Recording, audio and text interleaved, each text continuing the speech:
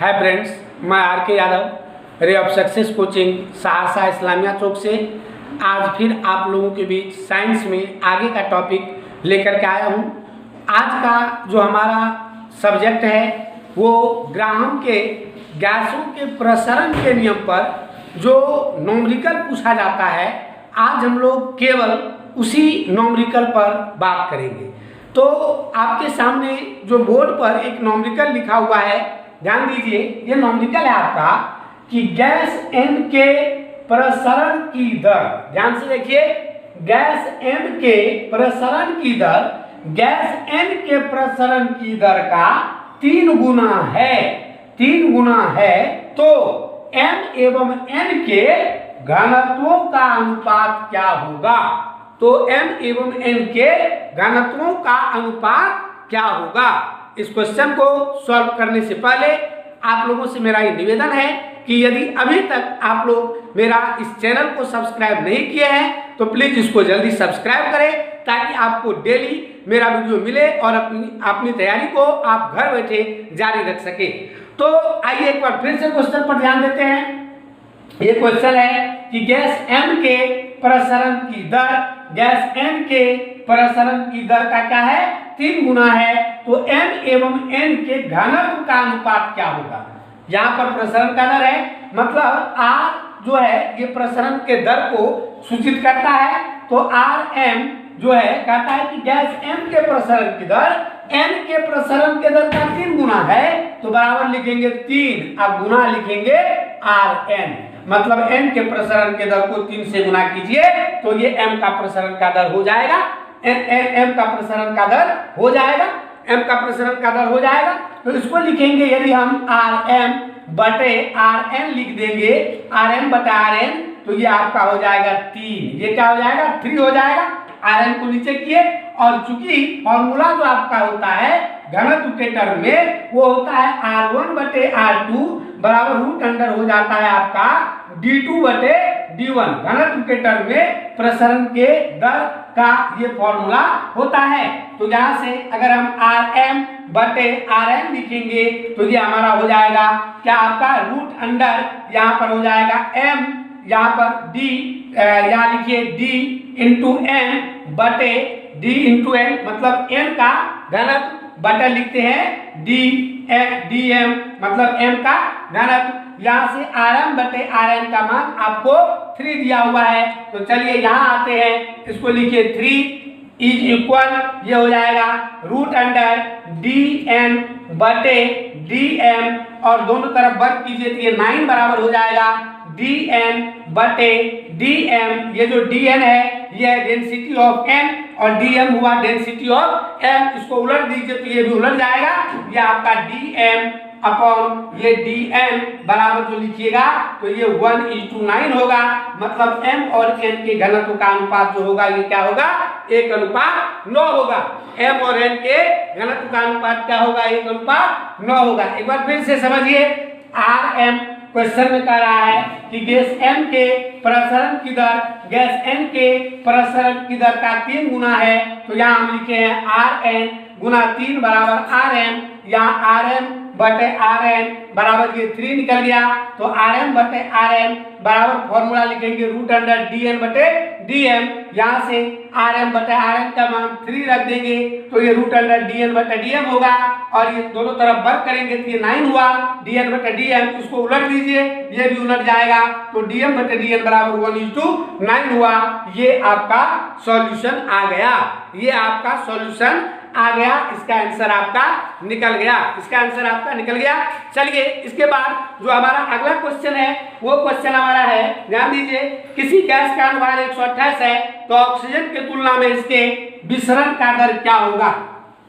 ध्यान दीजिए, किसी गैस का अनुभार जो है ये 128 है तो ऑक्सीजन के तुलना में इसके प्रसरण का दर क्या होगा? ऑक्सीजन के तुलना में इसके प्रसरण का दर क्या होगा? ध्यान दीजिए, क्वेश्चन हम लिखते हैं कि किसी गैस का अनुभार 128 है तो ऑक्सीजन के तुलना में, तो ऑक्सीजन तुलना में इसके प्रसरण का दर क्या होगा? प्रसरण का दर क्या होगा? किसी गैस का अनुभार 128 है। ध्यान दीजिए, क्वेश्चन है कि किसी गैस का अनुभार 128 है तो ऑक्सीजन के तुलना में इसके प्रसरण का दर क्या होगा? तो ध्यान दीजिए, मान लेते हैं सबसे पहले वो गैस जो है, गैस को आप मान लीजिए, गैस का कुछ भी नाम आप दे दीजिए, हम यहाँ पर एक्स मान लेते हैं गैस क्या है? एक्स है, और इसका जो आणविक द्रव्यमान है वो कितना है? 128 है। कितना है? 128 है। तो यहाँ पर एक्स यहाँ एम एक्स जो हम लिखेंगे, एम एक्स मतलब एक्स का आणविक द्रव्यमान आपको 128 है, और ऑक्सीजन का कितना होता है? 16 गुना 32 हो जाएगा।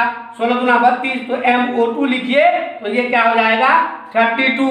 यहाँ ऑक्सीजन के तुलना में है तो लिखेंगे RX बटे RO2 बराबर ये हो जाएगा √MO2 बटे MX।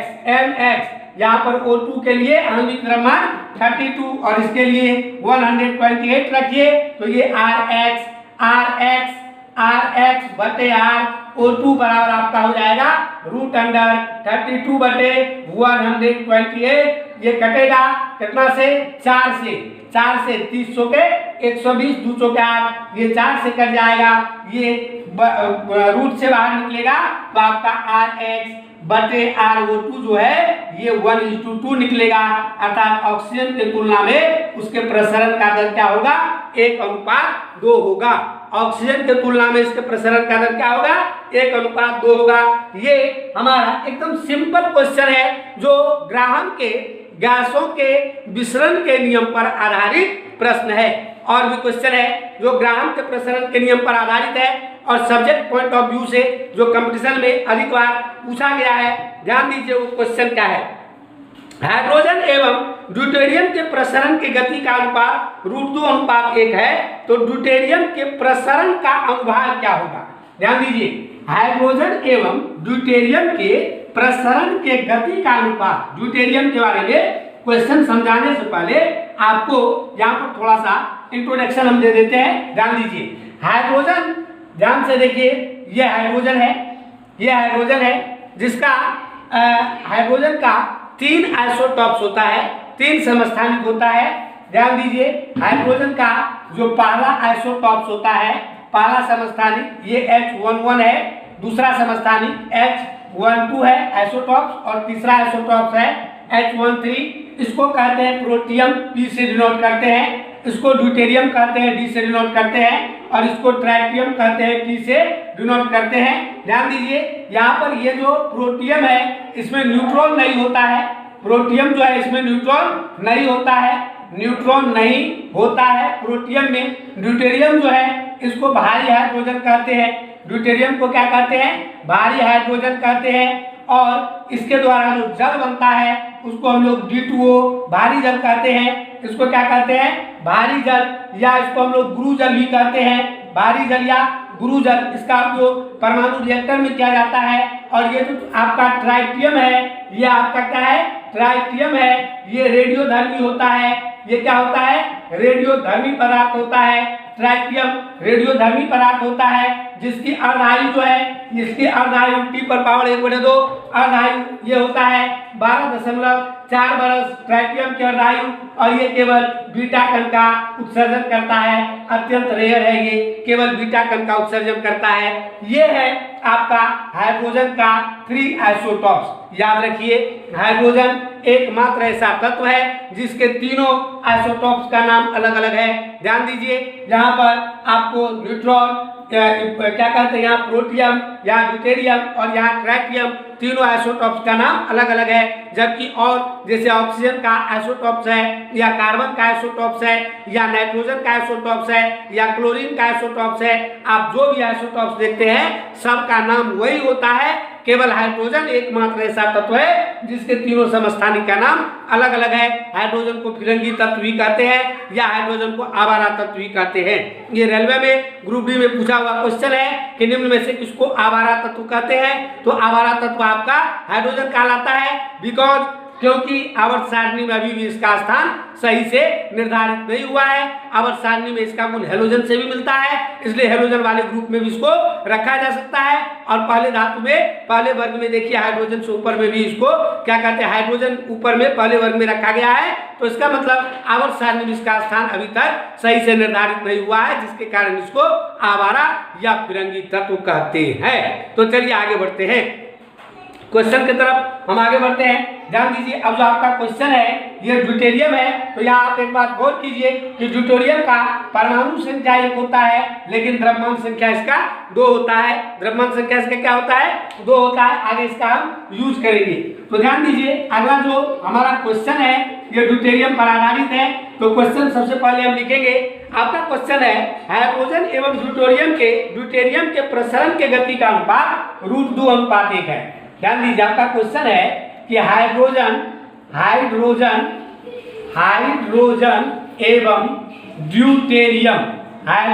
एवं ड्यूटेरियम के प्रसरण के गति का अनुपात जो आपका है ये दिया हुआ है √2:1। ये कितना दिया हुआ है, √2:1। तो ड्यूटेरियम के प्रसरण का अनुभार क्या होगा, तो ड्यूटेरियम के प्रसरण का अनुभार क्या होगा, यही आपका क्वेश्चन है। ध्यान दीजिए, हाइड्रोजन एवं ड्यूटेरियम के प्रसरण के गति का अनुपात, मतलब यहाँ आपको दिया है RH/RD। ड्यूटेरियम के लिए हम लोग D लिखते हैं, RH/RD ये दिया है आपको √2:1 ये दिया है। लेकिन फॉर्मूला होता है कि RH/RD यदि हम लिखते हैं तो ये हो जाएगा √MD/MH। ध्यान दीजिए, MD/MH। चूंकि यहाँ पर हाइड्रोजन 2 परमाणु होता है तो यहाँ पर हम लोग लिखेंगे कि RH/RD बराबर, इसका ड्यूटेरियम का हमको निकालना है तो √MD। अब हाइड्रोजन 2 परमाणु होता है तो यहाँ लिखेंगे हाइड्रोजन के लिए 2। हाइड्रोजन के लिए क्या लिखेंगे, 2। यहाँ पर इसका मान आप रख दीजिए तो ये क्या हो जाएगा, ये हो जाएगा MD/2, ड्यूटेरियम का द्रव्यमान /2 बराबर हो जाएगा √2/1। दोनों तरफ वर्ग कर दीजिए तो ये क्या हो जाएगा, MD/2 बराबर 2/1। को गुना कर दीजिए तो यहाँ से आपको MD ड्यूटेरियम का द्रव्यमान आपको 4 निकल जाएगा। यही हो गया ड्यूटेरियम के प्रसरण का अनुभार, आपको क्या निकल गया, 4 निकल गया। ड्यूटेरियम के प्रसरण का अनुभार आपको क्या निकल गया, 4 निकल गया। ध्यान दीजिए, हाइड्रोजन को हम यहाँ H2 भी लिख सकते हैं, हाइड्रोजन को H2 भी लिख सकते हैं, लेकिन संकेत में लिखने के लिए हम केवल H लिखे थे, क्योंकि हाइड्रोजन 2 परमाणु है, ऑक्सीजन 2 परमाणु है, नाइट्रोजन 2 परमाणु है, तो इसकी परमाणुता भी इसके साथ आप लिख सकते हैं। तो चलिए, यहाँ पर इस तरह से आपका ये क्वेश्चन जो हाइड्रोजन एवं ड्यूटेरियम के प्रसरण के गति का अनुपात दिया हुआ है, ये क्वेश्चन आपका बन गया। इस तरीके से आप इसको बना सकते हैं। अगला जो हमारा क्वेश्चन है, जो विसरण के नियम पर क्वेश्चन है, ध्यान दीजिए, कहता है कि समान परिस्थिति में हाइड्रोजन के 100 ml। ध्यान दीजिए, अगला हमारा क्वेश्चन है कि समान परिस्थिति में, अगला क्वेश्चन है कि समान परिस्थिति में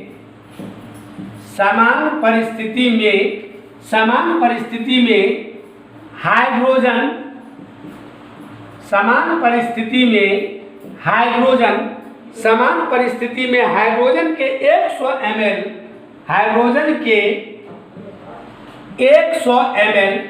हाइड्रोजन के 100 ml के प्रसरित होने के साथ साथ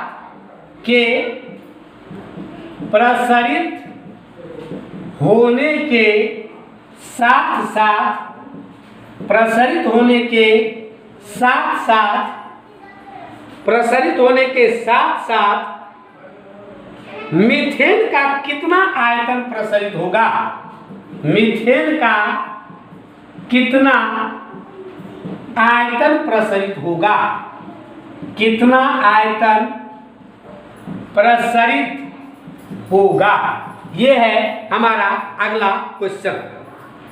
ध्यान दीजिए कि बात कह रहा है कि समान परिस्थिति में हाइड्रोजन के 100 ml के प्रसारित होने के साथ साथ मीथेन का कितना आयतन प्रसारित होगा, मतलब ये वॉल्यूम के टर्म वाला फॉर्मूला है।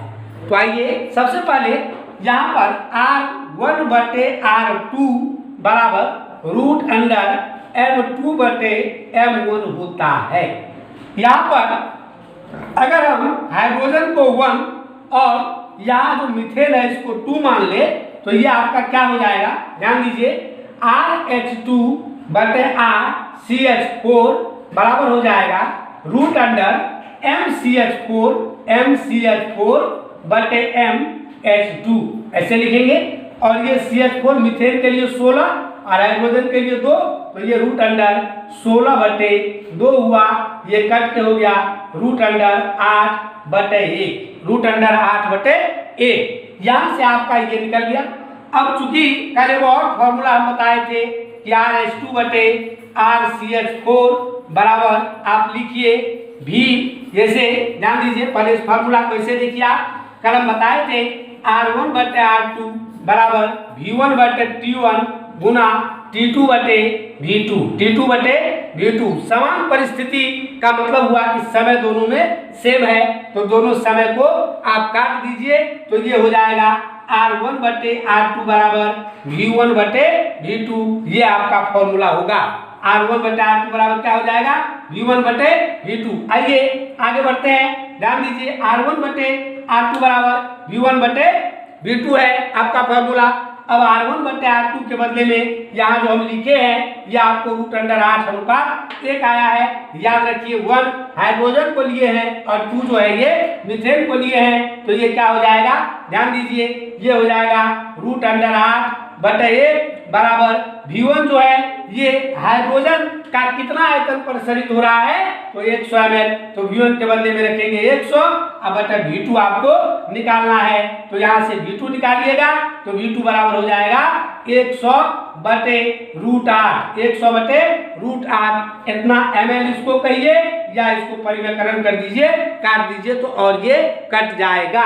तो ये भी आपका आंसर निकल गया 100/√8, या नहीं तो √8 को 2√2 लिखिए, 50/√2 हुआ, √2/√2 से गुना भागा कीजिए तो 50√2, जैसे यहाँ कर देते हैं। ध्यान दीजिए V2 बराबर यहाँ हम लिखते हैं 100/2, ये आपका √8 हुआ, √8 के बदले में हम 2√2 लिख देते हैं, ये हुआ 50/√2, इसको लिखेंगे 50/√2, इसको √2/√2 से गुना भागा कर दीजिए तो ये हो जाएगा 50/2/2, ये डायरेक्ट कट के हो जाएगा आपका 25√2 ml। यही आपका आंसर ऑप्शन में दिया हुआ है, यही आंसर आपका ऑप्शन में दिया हुआ है। तो आप यहाँ भी इसको ला के रख सकते हैं या यहाँ से यहाँ तक आप खुद से कर सकते हैं। इस टाइप का क्वेश्चन इसी तरीके से बनाया जाता है, जो ग्राहम के प्रसरण के नियम पर आधारित प्रश्न है। अब प्रसरण के नियम पर जो भी प्रश्न है वो आपको अपने से खुद से प्रैक्टिस कीजिए, आपको बन जाएगा। आपके गाइड में जो भी क्वेश्चन दिया हुआ है वो बनेगा। क्वेश्चन को आप एक बार नहीं, 2 बार नहीं, 3 बार पढ़ें, तब जाके आप क्वेश्चन सॉल्व करने का प्रयास करें। पहले डाटा लिखे कि क्या दिया हुआ है, उसके बाद लिखे कि क्या आपको निकालना है, उसके बाद देखें कि आप उससे संबंधित फॉर्मूला क्या जानते हैं, तब जाके आपको क्वेश्चन आराम से बनेगा। इससे आगे का जो टॉपिक है अगले वीडियो में मैं फिजिक्स का आगे का टॉपिक लेकर के आऊँगा। तब तक के लिए धन्यवाद।